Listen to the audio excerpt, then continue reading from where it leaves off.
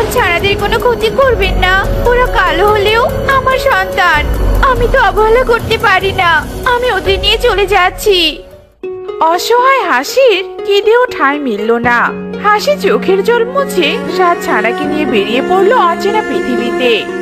কি করব এখন আমি এই ছোট্ট ছানাগুলোকে নিয়ে? কোথায় আশ্রয় নিব?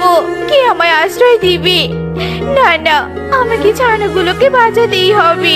আমি তো একজন মা। ছানারা, তোরা কোনো চিন্তা করিস না। আমি তোদের কোনো ক্ষতি হতে দিব না।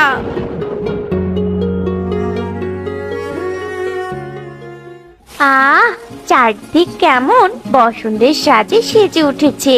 কত সুন্দর ফুল ফুটেছে। প্রজাপতিরা ফুলের সাথে খেলা করছে। গাছে গাছে নতুন পাতা গজিয়েছে। সত্যি বসন্তকালের ছোঁয়াতে সবকিছু কেমন যেন সতেজ হয়ে উঠেছে।